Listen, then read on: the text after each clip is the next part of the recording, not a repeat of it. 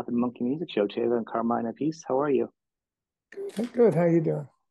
Good. I'm glad you could do this. I've been a fan of yours for many years. Obviously, you've Yeah, done a few bands over the yeah, a few years, bands. Yeah, right? yeah. That's a Um, lot of years.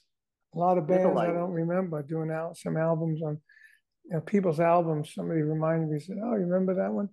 And my first one that I did a session was Jan Ackerman from when was Focus. that? That was a while. Oh, That wow. was in God '69. I don't know how you remember that because, like, I might be wrong. I'm thinking it might be '69. I can't remember podcasts I did. People would be like, "Hey, did you interview this person?" I have to think about it. It's only been a few years. Like the fact that you can remember Well, that far back. I had to think about it. It might have been later. Could have been 71, 72. I remember being in the club later, much later, and Yeah. I was listening, some music was playing. I said, wow, that's cool stuff. What is that? And they said, that's you with Jan Ackerman and Tim Bogert. I said, oh, really? I didn't even remember what we did. Yeah, that's pretty funny. That is pretty good. It was killer. It was rocking. It was something on the brink of jazz rock. Well, you've done a lot of different stuff from back to, I mean, you've done rock. You've really been able to go everywhere as an artist, you know, Yeah. which has got to be kind of exciting to be able to do, Yeah. I mean, and survive. people were telling me yesterday, said, how do you go from Cactus to Vanilla Fudge to Cactus to BBA and then to Rod Stewart? In between, they had a group called KGB with Mike Bloomfield. And that was the Yep. first one they ever did where I kind of played like an LA session guy, which I didn't like. And No. then Rod Stewart after that, and then Ted Nugent. They said, you have to adjust. I said, well, I mean, my style, it really works in all those bands. It's just a matter how heavy we make the mixes with the drums. Yeah. How Um, many drum fills I do. yeah, the more drum fills, the more rock it is. And Well, Guitar Zeus too. You got that the Guitar big Zeus, project. yeah, yeah. I mean, this project with the Cactus album was similar to Guitar Zeus because the only difference was Guitar Zeus. I had the basic band was me, Tony Franklin, and Kelly Keeling, and we were on every track pretty much. Then maybe I think I brought in Bob Daisley to play bass on one track. Yeah. Otherwise, it was Tony because I love Tony. He's amazing, and Tony's on a track on this album with the Cactus album. So it was a similar project. When Brian Pereira, who owns Cleopatra, said we should do an album with the influences that you've had with Cactus on musicians, and do you think you can do that? And I said, I thought back to the guitars. I said, yeah, I could do that. So we worked it out. He gave me a budget, and I Yeah. said, well, how do I start that? Because I didn't have a core band in like in the same room, like with guitars is, we all recorded the tracks in the same room with analog. So now everybody lives in different places. So I had a studio in my house and I said, well, let me start with the drums. So I put the click on with Parchment Farm as the first track. Was it hard to do that? The start, you starting it that I way? did the click added early, which was You started that 247 way? beats per minute. And then I put the click on so I could play to the click. And then I would hum the song to myself. Do the beginning, and then when the verse starts, and the breaks and the solo, and that went good. And then the next song was one way or another. I did the same thing. Then I said, this is crazy. I can't just keep playing like this. I got to play to something. So I put the click on, and then like the song "Evil," I would sing the song kind of. I'd go bam bam, drum fill, da da da da da da da da da drum drum, drum fill, da da da da da da drum fill vocal one way from home, and I did that for the whole song, right? Yeah. And that worked. It gave me something to play to it. I didn't have to think about it because it was like a roadmap to the song with the singing and the riffs. So I did that to 12 songs after that, and it worked out great. And once I did it, I got a harmonica, like a harmonica we needed, and a guitar, and then we gave it to my bass player, Jim Caputo. He put bass on it. Now I had a demo, you know, and once I had the demo, my my idea was to call my friends and see who wanted to do what. I remember Yeah. calling Ted Nugent, about it. And he was a big Cactus and Jim McCarty and Cactus fan. And I've known him since 1967, So I said, I want to do this album. Can you play on it? He said, hell yeah. I said, what song do you want? He says, how about One Way or Another? I said, okay, you got it. So I sent him One Way or Another. And then he said, good, send me the stems. The stems are individual musical parts of the drums, bass, everything else. So he did his part. And, I knew the King's X guys were big Cactus fans. So I called Doug and Ty, and they said they're in. And I gave Doug the One Way or Another with me and Ted. He played bass and sang on that one. And then with Parchment Farm, we ended up getting Billy Sheehan, because Billy told me, anything you have to do with a tribute to Tim, I'm there. That's cool. He played bass on Parchment Farm because Tim was his big influence, big influence. Then the other songs, Oleo, where Tim did a bass solo. So I had Billy do the bass solo. I said, can you do that? I said, definitely. So he did the bass solo on Oleo, and he played Parchment Farm. And then I got Jim McCarty to play the rhythm guitar and the leads in between the vocals. And my singer sang it and did the harmonica. And then the plan was to get Joe Bonamassa to play the solo, because when I did his podcast, I said, first thing he said, man, when I heard Cactus, that song Parchment Farm blew my brains out. So I said to myself, oh, this is perfect. I said, so Joe, we're doing a new version of that as this influences album, blah, blah, blah. Would love you to play on it. He said, I'd love to. So now we had Joe Bonamassa. I said, wow, this is going great.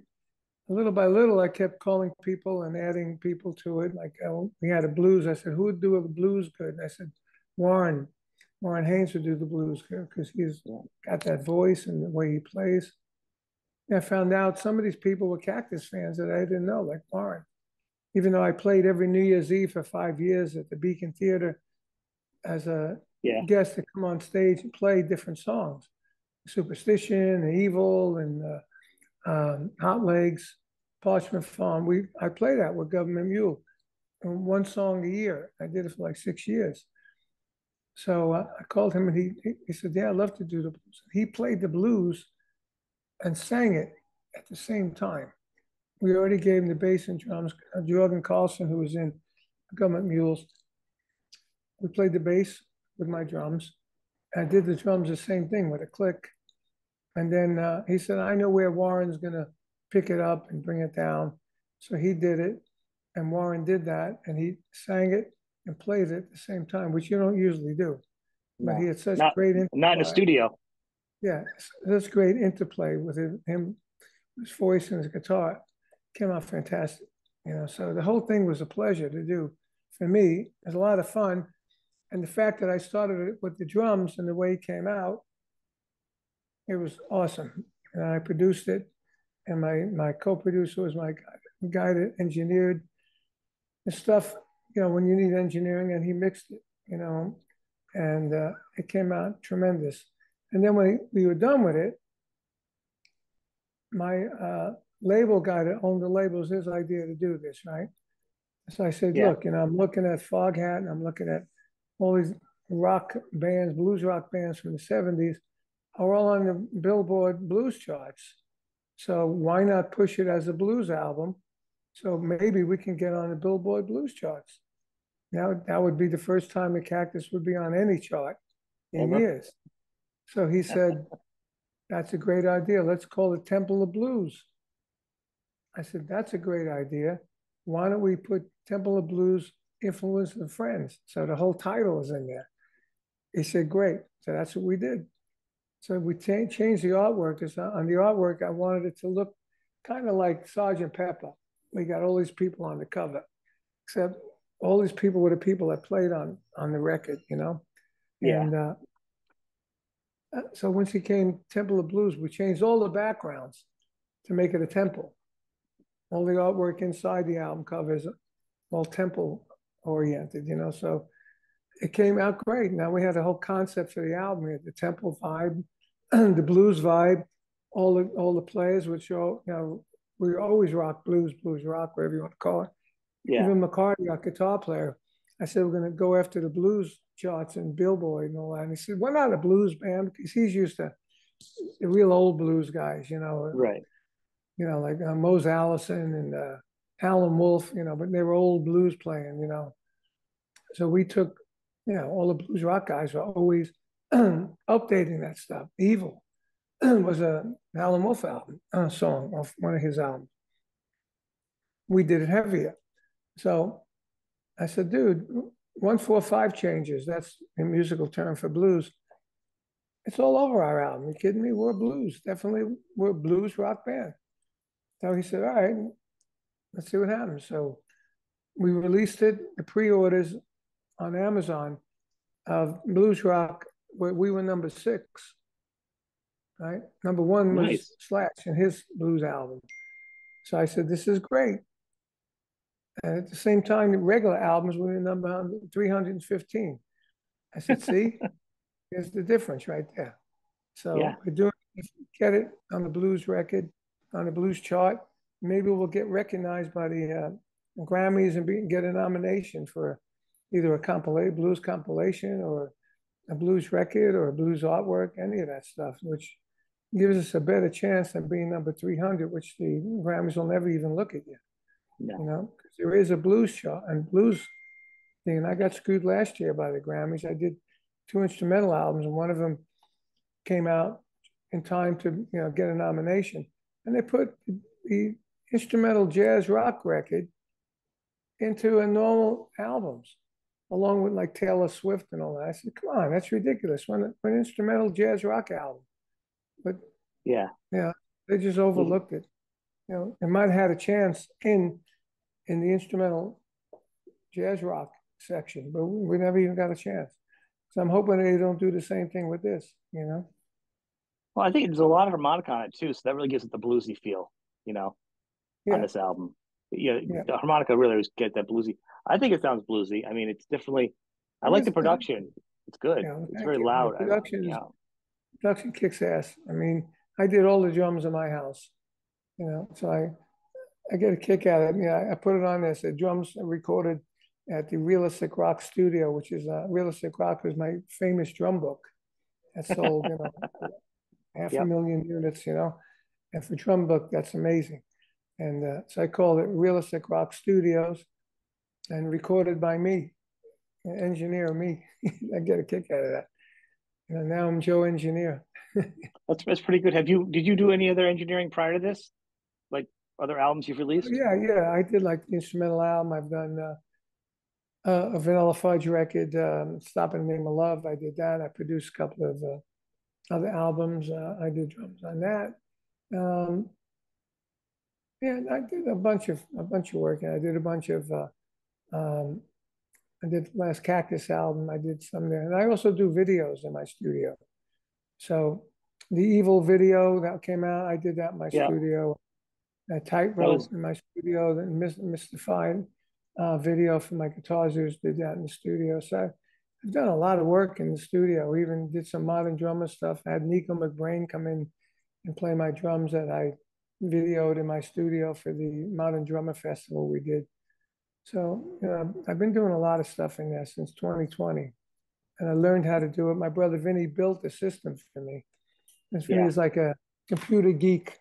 So he built the same system he had, and then he tried it out at his house in California, and he boxed it up and sent it to me. And we set it up, and he showed me how to use it.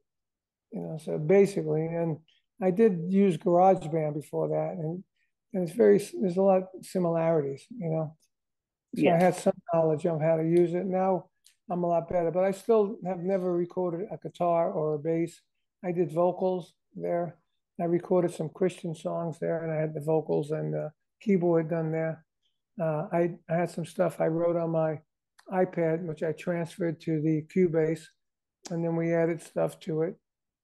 So I've done a lot of stuff there, which is a lot of fun. It's amazing. I mean, yeah, COVID helped some people sharpen their production skills and kind of go different ways with video and different avenues. I Yeah, mean, yeah. I mean, I've always been an analog guy. I'm sure if I did these tracks analog, they'd sound better. But as you said, the production sounds great and my drum yeah, sounds good. kicks ass. I mean, when I give it to Pat and he fine tunes it, and it sounds like natural. It doesn't sound. A lot of drum sounds today, especially a lot of these fast double bass drums. Yeah. Drums, bass drums sound like pillows. All you hear is this. Yeah. That you don't hear any drum. There's no drum to it. But I like drums to sound like drums, and I think we've achieved that on this album. When you say the drums really sound like drums. Yeah. I'm a big drum guy. I talk about that Oh, when new albums come out, and it's important to me that they're live, big sounding drums, or real right. sounding drums. That they're breathing, Yeah. in the song, because otherwise it sounds like it's slapping something or just hitting wind or something. Like it's just it to me it ruins a song. A bad drumming. It's the first Bad thing drum that sound kills a song. I mean, you know. some of the bass drums you hear, they sound like you go hit the couch. If you Yeah, have a leather couch or a couch, just bang it with your hand. That's the bass drum sound.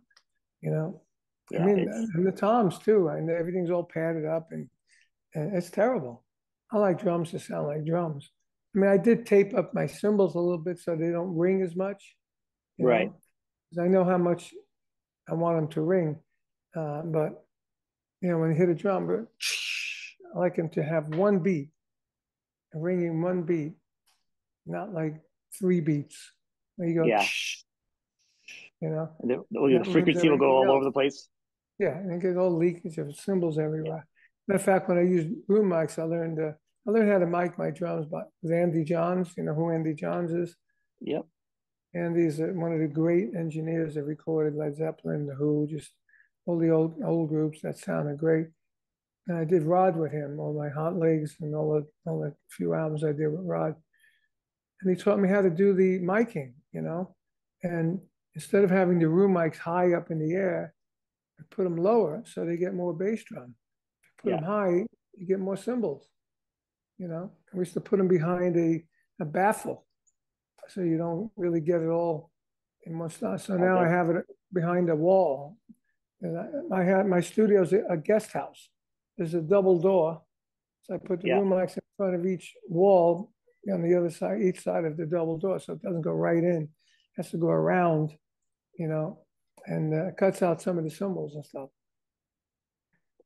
It's worked. I think what's important to me. I think when I heard the album, I was like, with Cactus, even the old recordings, there's a feel to it. So it kind of doesn't even Yeah. matter. There's Cactus has a feel that it doesn't even matter to me. I was like, just to hear it is good. It's such The feel, an emotion, you know. yeah, the feel of any song mostly comes from the drums.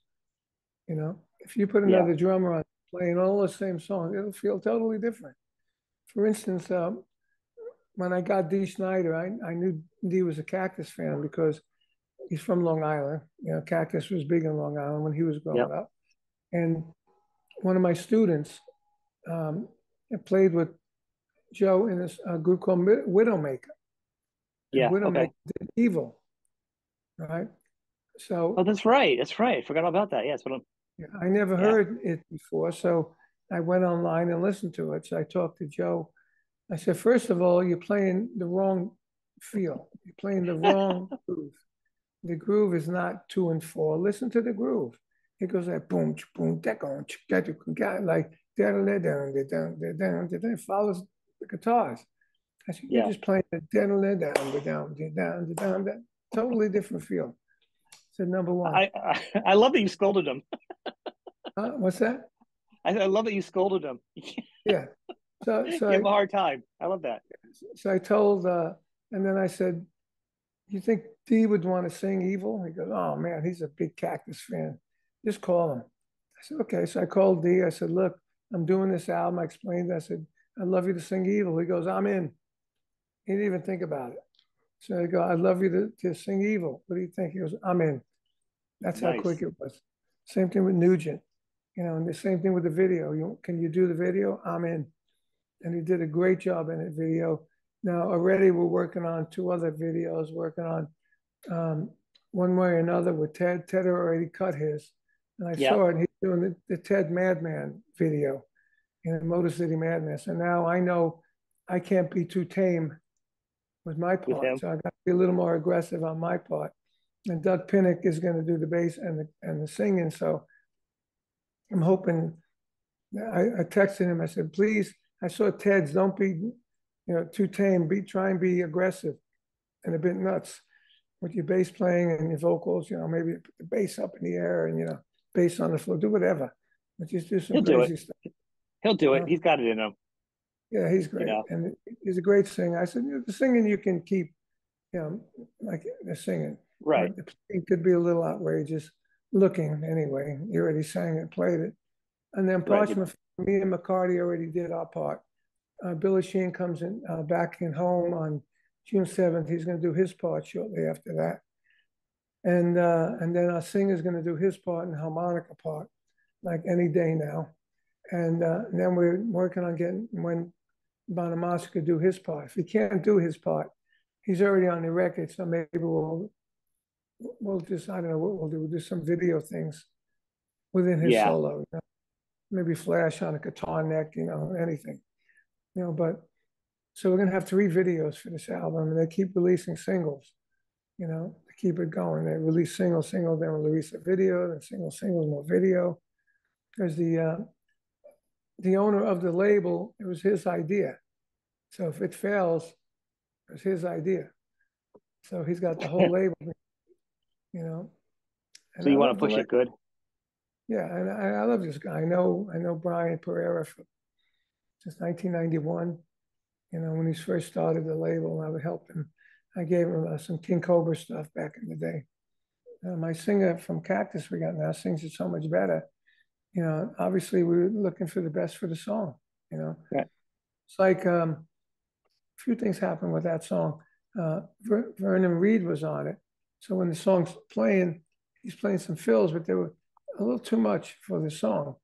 So we said, well, let's let him on the solo. Because it's a combination of all these different people anyway. And then let's put somebody else in the verses. I said, who should we get for the verses? I said, you know what? I want to get a female on this record, so who can I get? I think I called Lita, she wasn't around. So I had done a rock fantasy camp last March, and we're still working on the record at that point. And I met Britt Lightning there. She was like the tour manager of the whole thing. She seemed like a nice lady, it was good looking, which I thought would be good for the cover too, And she played really good. I went and explored her playing, and she played good. So I asked her, Yes. this is what I mean, influence and friends. She was a friend. I don't think Cactus influenced her because she's too young, So I asked her if she'd play on it. She goes, oh man, I'd be honored to play on it with all those people. I'd be honored to play on it. So she played on it. She did a great job. So she did all the fills and all the beginning. Vernon Reid did the solo, and she did all the outro stuff. And we got Rudy Sarzo playing bass, and I think my singer played rhythm guitar. Will this spawn off more stuff now? Because it feels like it grew. It's not your this album was not your. You started off small. And you kept adding things to it. It built up this really big thing. Are you Well, I thinking think your next move now because you're like, well, that was kind of fun? Well, I think I'm talking to Brian, the owner. I said, this thing came out so great. Let's do it again with another artist. Let's do it Yeah. again. He said, yeah, let's do it again. So he's thinking about who to do it with, and he can sign the artist, and then we can go in and do this. And maybe have somebody from the band or the artist involved in it, whether it's That a would be good. drummer. I mean, That could be I fun. would rather not have the drummer because most drummers don't get my sound unless they come over here. Well, Right. not here, but in my house and play my drums. I don't move those drums. Those drums stay in the studio. I got 2 bass drums from 1971 that I played with Cactus. They're oversized 15-inch by 24 Ludwig maple bass drums that are seasoned. They sound amazing. And then I have my D drum who endorsed my drums. Toms that sound great. And I have a 2004 Slingerland Radio King snare drum. And I have the experimental Sabian cymbals and the mics and everything. I don't move them. I can go in there tomorrow and if I want to fix a beat or a fill that I did anywhere on that album, and it'll sound exactly the same because the AC is the same, the humidity is set the same, and the drums are in there, so they're not moved, the mics are not moved, everything's exactly the same. That's great. I mean, you really have it perfect there. Yeah, You so know? anybody can go in there and play my drums. It won't sound exactly the same because the way I play, but it will be closer than if Joe Schmo goes to, Joe Schmo's studio and sets his drums up. Yeah. It's going to be a different sound. But what Brian liked about this thing, I'm doing another thing for him, which I can't talk about. Where we started with a vocal and a click, and I put the drums on it, and it's going to be that vocal backed up by Cactus, and now it has the Cactus sound behind that vocal, and he loves it. So It's amazing. he says, I love the production that you and Pat do. And Pat's been around, in that Yeah. song with Verdine, with Vernon Reid. Yeah. When he plays a solo, he said his solo is so great, but so different than any other solo we have on the album. He's playing these weird, what do you call it, like Middle Eastern kind of scales, Okay. that really, with the bass, what Rudy was playing, it really sounds a little out there because there's no other instrument to play those chords with him, and Pat is a Yeah. keyboard player. He explained that to me. I said, yeah, I guess you're right. He says, so I'm going to put a keyboard rhythm on there. So it'll sound kind of like Deep Purple. I said, okay. So he did it. If you listen to that song, you hear the solo and you hear something behind it. Sound like a rhythm guitar or some sort of rhythm. It's Pat playing the keyboard. I'll have to go back and listen to it now again. It really tied it together, because when he was doing a change, the keyboard did the change with him, which before it was just the bass on a root note, so it kind of came out really great. I listened to it, I said, wow, brilliant, Pat, good idea, good call. Well, And that's there's a why I lot like, to listen to, huh? on the album. It's There's a lot to listen to because there's so many people for me to listen to it because you listen to that yeah, one player and you're not listening to the song. So you got to keep going back because there's so many different people on it. exactly. Each time you listen to it, you hear something different. Here's two things. I was good friends with Van Halen, and they were big Cactus fans. I've got not CDs, cassettes somewhere of them playing Cactus songs in the clubs, right? Yeah. So if you listen to Parchment Farm and you listen to Hot for Teacher, it's the same kind of drum groove after the intro when they start playing. So Alex told me a long time ago that the template for that song was Parchment Farm, right? But a Oh, lot of people don't realize it because a lot of people don't know Parchment Farm. right. Okay. The other thing is on their first album, which I really didn't listen to in those days because I was with Rod Stewart and we were, playing arena 6 times in Forum and all that. I wasn't really listening to new albums. I didn't have time to go out and buy anything. So if you listen to the song Let Me Swim by Cactus, there's a guitar intro on there. And it hits a big chord in this guitar. And it goes down, down, down, down, guitar riff, and it goes into the song. So they took that, expanded it, and it became Eruption on the first Wow. record. So on this record, I made it longer, right? So it's Yeah. similar to Eruption, so you can see the similarities. And I said, well, I need a tremendously great guitar player to play that. Yeah. So I got Doug Aldrich to do it. And he was smoked. Doug's the man. Doug's the man. The man to do that. And I know Doug, Oh, he played on the Guitar Swoosh record before he was noted as a guitar hero. He was yeah. known in Japan, but not here, you know. And he's the one that turned me on to the manager that got the deal that started it all off with Guitar Swoosh. So I said, for doing that, I'm going to put you on the record because nobody knew him compared to, I had Yngwie and Slash and all that, nobody knew Right. Doug Aldrich. But on this one, when I put that long intro, I said, you know what? Doug is the perfect guy to do it. So if you listen to that and then you put on Eruption, You'll see the similarity. I'm gonna have to go back now after this interview and go back and I do some know. I side by mean, side because that's why Cactus influences and friends. A great title. And then we put the Temple of Blues on it and put the cream on the cake. too bad Eddie passed because that would have been a fun thing to have him come and Oh play. man, he would have played on it definitely Oh yeah, because Tim Bogert did a solo album years ago, and Eddie played on it. Right? He would have that would have definitely been played. great. I was on the phone with Eddie one time. Can I curse on this thing? Yeah, yes you can. Okay. Yeah, So it's a I was grown up on the show. yeah I was on the phone with him. I said, "Yeah, man, how you doing? Good.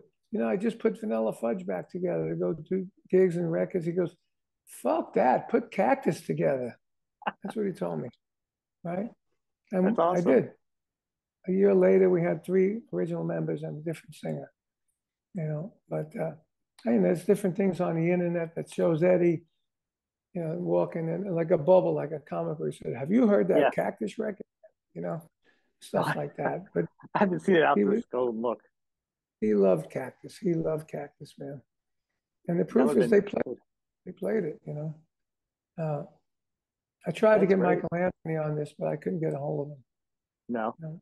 Alex would have Uh, been even harder, you know, to play well, on. Alex is really like a recluse now, and I Oh yeah, wouldn't do it. I'm the drummer. I know, but to add some percussion or something, you know what I'm saying? Because you're flavoring up the album. I mean, the whole album is He wouldn't do it. I thought about no. that. I should have got some guys like the drummer from King's X, Jerry. I should have got him to play percussion, you know, and just a few guys from a couple of the bands. I Yeah, should have done that. It's too late. I'll do it on the next one, you know. But yeah, right. The sequel. I think this was going to be a big album for you this year. I think it's going to be good. Are you going to do any shows like with yeah, a loose we're doing some ensemble? shows. We're doing some shows. June 7th, 8th, and 9th. We're doing the 7th and 9th with Foghat and Cactus, and then the 7th, 9th is Foghat and Cactus. The 7th is with Pat Travis with us, and then the 8th is our own gig in Boca. And we got some gigs up in the New York area. The end of And that's on June, your website too. All yeah. those And the then dates are on the some website. working on gigs in June, not June, August. In between, I'm doing this other thing, a Rod show. It's a Rod tribute, but Yeah. it's more than that. I'm telling stories, talking about the music, and I got a tremendous band. And the chick that played with Rod 14 years on sax, and Oh wow. this guy that looks like Rod, he sounds like Rod, runs around like Rod, used to run around. I mean, he's probably better than Rod is now. You know, Rod is Oh yeah. legend. Age. Yeah, it's just like people say to me, "Who's better, you or your brother?" I said, "I'm the original." Okay, so Rod is the original, you know. But this guy is doing a great tribute, a great job, and I feel honored to do it because I love Rod. Rod wrote the Yeah. introduction of my book. Rod, if it wasn't for him, he brought my career way up with the writing of Feeling I'm Sexy and Young Turks Some Turks. and playing with him and, all those 6 nights at the Forum, 5 nights at the Garden, all over the world, big stadiums. And, that really built my career up and gave my Yeah. image a kick in the butt, you know, more than Jeff Beck was. I thought the Jeff Beck thing was good. You know, I made more with Rod Stewart on a much smaller percentage than I made with a bigger percentage with Jeff Beck. You Well, we know, do like 4 albums with image like four wise or five albums with Rob, right? Like 4 or 5. and image wise, he always Oh yeah. told me, whatever you do, try and make an event out of it. And I was doing clinics at the time. I made events out of clinics, and it was just great. At the time, I signed on with um, Kiss's manager, Bill Aucoin. You Yep. know, and he said to me, "Everyone knows you're a great drummer, but now we're going to make you a celebrity." I said, "How are you going to do that?" He says, "You watch me." And he did. You know, I get Yeah. called to do things. I mean, my brother's a great drummer in the big groups, but, I get calls to do a lot more celebrity kind of things. And I'm always in like, a drum book will call me to give them a quote or this quote or that quote. But, I had a good life, knock on wood. I'm blessed. I had a good career. I'm still healthy enough to keep playing. How have you And not gotten sore for drumming? Like, I mean, at this point, a lot of drummers when they get like in their, who said I don't that? know. Who No, I'm said I'm not? asking you. I'm Who asking said you, not that. So while you're playing, I'm saying, how come you know what I'm going and getting at? A lot of drummers are like, I can't do it anymore. I'm all beat up. I can't well, drum let me anymore. It tell hurts you, too much. I had two rotator cuff services, surgeries, two of them. Yeah, Okay, that screwed up. That's how all my cymbals came down. I got arthritis here, a little arthritis there. I got hip aches when I play. If I haven't played in a while, I play, man, the next day, it hurts. But it's it's it an goes, aspirin and Bengay the next day. away, and the more you play it, it comes, but it feels better after you play a little while. And we just did 4 days with Vanilla Fudge, four in a row. And it was okay, I Yeah, mean, it was okay. I mean, you come in after the show and you take a hot shower or a hot bath, the next day you can put some ice on your back, you're good. You know, that's better than a lot of drummers, though. I mean, you know that. You know other people that drum that are not, and they're 20 years younger than you, and they're toasted. You know, the thing and that's gone is my voice. As you can hear, I have like a horse. I have a mafia voice now. I look like a mafia guy. And I sound like my voice has gone real growly and rough, and some yeah, of the high notes that I used to hit, I can't hit no more. You know, like last night, I found an old album I did with me and Rick Derringer on my phone. I said, "Oh, let me put it on." And as I was playing, I was singing along, see if I could hit some of those high notes. There's a couple of those yeah. notes I couldn't hit anymore. But even though Mortality. when I do People Get Ready with Vanilla Fudge, there's a modulation. I got to be real careful about those Yeah, notes. I'm gonna hit. I have to think about them before I sing them. really. But I listen to myself singing the whole BBA stuff live. I go, oh my God, I can't believe I did that. I certainly can't do that now.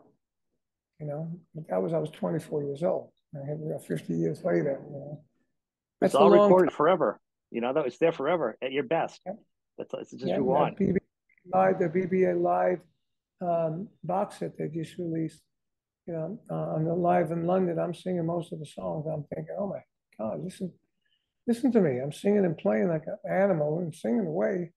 You know, not It's a easy. lot. It is a It's a lot. lot to play. Well, to play and sing. You know, it's a lot of I air. mean, people go, why don't you do a BBA tribute? I go, give me a break. If we do, I have to bring a singer out. I don't want to do that. You know, Right. I can still play that stuff, not like I played when I was 24. But I can still kick ass on it.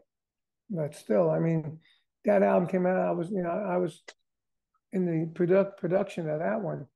I was mixing it with Jeff's engineer. I wish I would have mixed it with my engineer now. It got a much better drum sound. But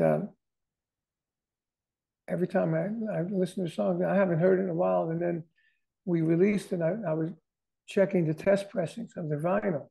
And I put it on my vinyl machine player, record player. As I was listening to it, I go, wow, this is unbelievable energy. This things are on fire. Jeff Beck is on fire. He hasn't played like that since then, you know? Really. And it's unbelievable. I don't know if you heard it, but you should listen to it. It's pretty I'll have to. amazing. Yeah, I have it. I mean, there's so much music. I'm a You music got your homework. fan, and there's Your just so much homework. to listen to. You got your homework. I do have homework. I do, Yeah. and yeah, I do want to thank you. I'm glad we had time to talk. There's going You to be know, a test. oh, no tests, Yeah. no tests. I'm done. I'm done with tests in my life. I'll do the homework, but no tests. As long as I can keep playing, I don't want to do a tour, 30 days, unless I'm in a good bus, or the band has their own plane. Because flying today, forget it, it's terrible. No, In the old days, yeah, like Vanilla Fudge, Jimi Hendrix, and doing the tour, there was no yeah, security at the gate. You just walk on the plane. Sometimes we're late. They shut the door on the plane. We run up there and bang on the door and go, "Hey, hold on, open up."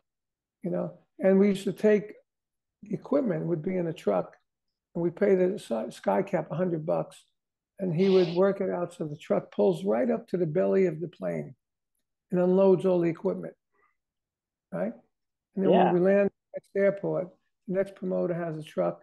They'd go up to the belly of the plane and unload the equipment, and then That's how we traveled. Then we come out, we had limos going to the hotels, and that's how you used to travel then.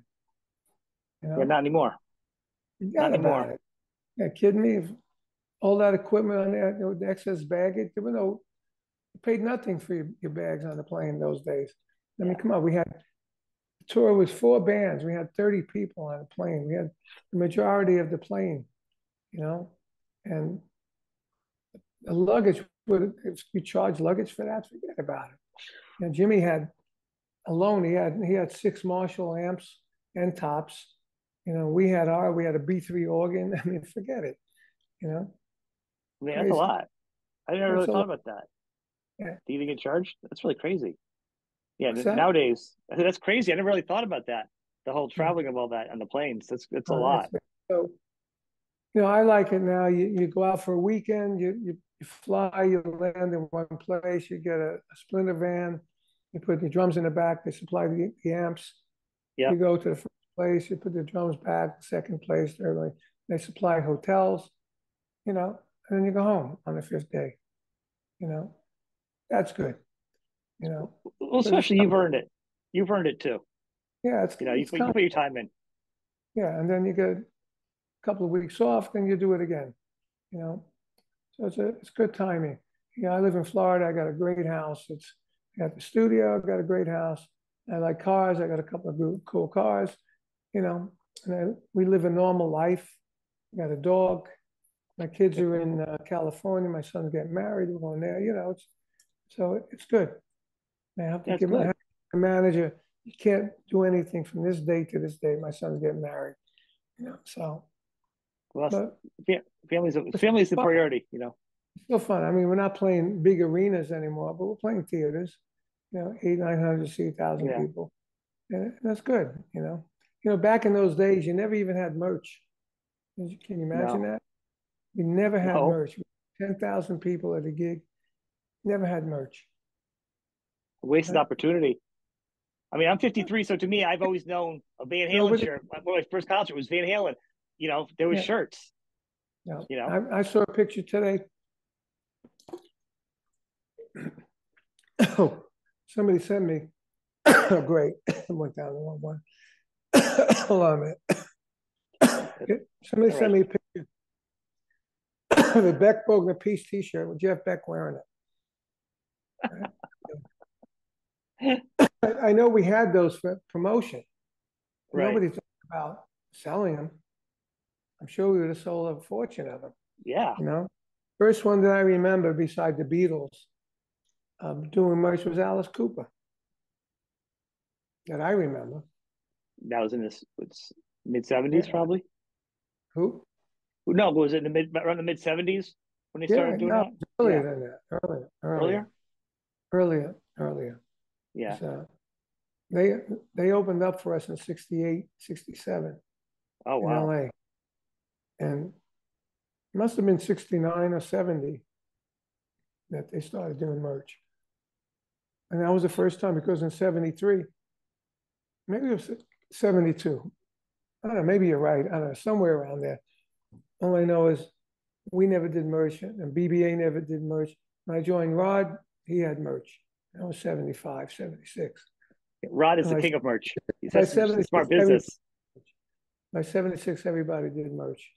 So it Yeah, had to be like earlier, you know. that But makes sense. But that's different thing. It wasn't even a business yet. Yeah. Now it's a business. I heard that in Washington they're trying to break up Live Nation. You hear that? no Yeah, because Live Nation has a a monopoly monopoly. They do have on quite a lock everything, on a lot of things. you know. You Yeah, know. and like they cut out the little guy. You know, the little guy's a promoter. Yeah. You know, he ends up getting killed by them. It's So yeah. they said that it's a monopoly. They want to, break them up. They did that with a bunch of big companies. You know, so they It'd be did get nice for the big. fans. Live Nation Yeah. was just, it started out there was all different company. My manager in the 70s, he had this thing called Concerts East, and they used to do like where you live. They used to do New York, New Yeah. Jersey, Concert East, totally East. Then you had Concerts West, you know, And I remember, was it Jerry Complik and Finkel used to cover a lot over on the side of the East Coast? Weren't they part of the promoting thing? say Complik and again, Finkel? Wasn't Complik and Finkel? Were they part of the big Finkel, promoting on Shel this side? Yep. used to work for my manager. Okay. My He dad used to started, do security for them too, part time. yeah, So he started with my manager, and then he broke off and started that. And yeah, Shelley Finkel, and yep. then and then Concerts East. I don't know what happened to it, and then it turned into something else. And then eventually you had Ron Delsner, and you had Presents, you had all these different guys, and then they became part of Live Nation. Yeah. Live Nation ate everything up, They do everything. integrated. They got tickets, they got everything. They own the venues. I mean, it's a monopoly. They have everything. You know, It's hard for the artists too. The artists get locked out. They're either part of it, you're either part of it or you're ticket price, not. ticket prices are ridiculous. Yeah. You know, I mean, 13 grand to see like front few rows of Kiss. 13 Yeah. grand. Billy Joel, my friend, just is going up to see Billy Joel. He's paid $1,000 a ticket, and he's like, I don't know, in the second tier. The front What? tier is $8,000 a ticket. I said, who has that kind of money? I said, You yeah, know? either my kids are going to college or I'm going to one concert. I mean, it's like, you Yeah, know, yeah, it's like that, and that's why the tribute bands are doing great. yeah. Because they're going to see guys that sound exactly like it and look like it. It's like my Rod show. The Rod show makes more money than Vanilla Fudge. How about that? Well, I could see Because there's a that. lot of, because there's a lot of hits there, but still, Yeah. Vanilla Fudge is the real deal, Oh yeah. and the tribute band isn't. I mean, even though me and Katya were in it, I'm telling stories of how songs came about and this and that, because we're in the band. But Yeah. still, it's not Rod Stewart. Rod Stewart band people. But anyway, It's a good show. it's a good Good fun, show. Thank you. It is. kind of fun. Everything's on the website, so people check it out. The dates, support them. Yeah. Go see the Mm-hmm. shows. Who's nearby? ComeOutOfPeace.com. And Yeah. we're just putting a new Cactus website together where Okay. people can buy VIP tickets for the shows. And Nice. and we just put up a new Facebook. There's I will put up Cactus, the Facebook. I'll the put Cactus Facebook up. Rock. Cactus one. Yeah, Okay. it's Cactus And Rocks and cactusrocks.net.com. okay. I think .net. Yeah, I think it's .net. Under this video and then on all the links on the podcast, video Okay, and great. audio, I put the links underneath it so fans can go right to it from here. And we're working So, on a new one for vanillafudge.com is there. And we got a new one for the Rod show tonight's tonight, but we're not finished building that one yet. okay. I'll see what's Okay, up when I post this. I'll post everything I can find up underneath it for it beautiful, man. to Thank you, support it. dude. All right, Thank you, man. I Mark. appreciate it. You You take too. care. Next time. Yeah. Bye bye. Okay. Bye bye. Till next time.